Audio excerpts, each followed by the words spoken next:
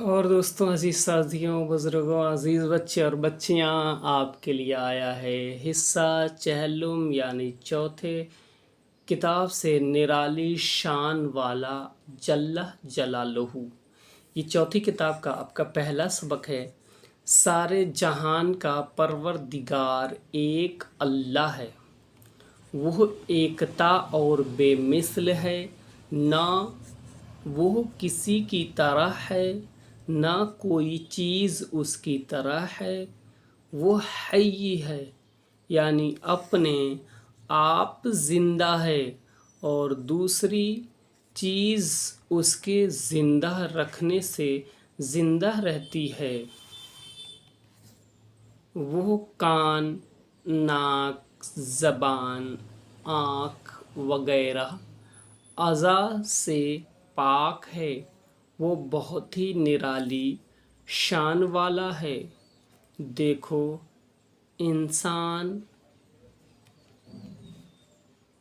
زبان کے بغیر کچھ بول نہیں سکتا، آنکھ کے بغیر کچھ دیکھ نہیں سکتا اور کان کے بغیر کچھ سن نہیں سکتا، لیکن اللہ تعالی کیسی شان والا ہے۔ وہ کلام کرتا ہے لیکن زبان سے پاک ہے۔ وہ ہر چیز دیکھتا ہے،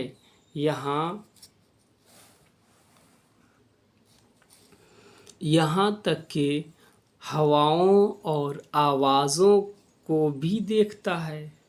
وہ ہر بات سنتا ہے مگر کان سے پاک ہے۔ وہ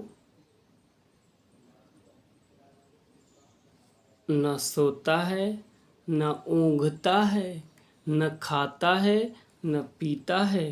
اس کی ہر بات انوکھی ہے، اس کی حقیقت سمجھ سے باہر ہے۔ دیکھو، دنیا اگرچہ ہزاروں برس سے موجود ہے مگر اس کے باوجود اس کی ابتدا ضروری ہے، کیونکہ دنیا اور اس کی ہر چیز مثلاً زمین، آسمان، آفتاب و ماہتاب، بحر و بر، شجر و انسان و حیوان وغیرہ سب نوپید ہیں، یعنی پہلے نہیں تھے، بعد میں سب ہوئے ہیں، لیکن اللہ تعالیٰ تو اس کے وجود کی کچھ ابتدا نہیں۔ اللہ تعالیٰ کی وجود کی کچھ ابتدا نہیں، وہ ازلی ہے یعنی ہمیشہ سے رہا ہے، اور ابدی ہے یعنی ہمیشہ رہے گا۔ وہ ہر خوبی والا ہے اور عیب کی تمام باتوں سے پاک ہے۔ سارے جہان کا اکیلا خدا وہی ہے، اس کی خدائی میں کسی کا ساجھا نہیں۔ ہر چیز اس کے لیے اس کے بس میں ہے۔ وہ چاہے تو رائی کو پربت اور پربت کو رائی بنا دے۔ اس کی مقدس بارگاہ مجبوری اور بے بسی سے پاک ہے، جل جلالہ۔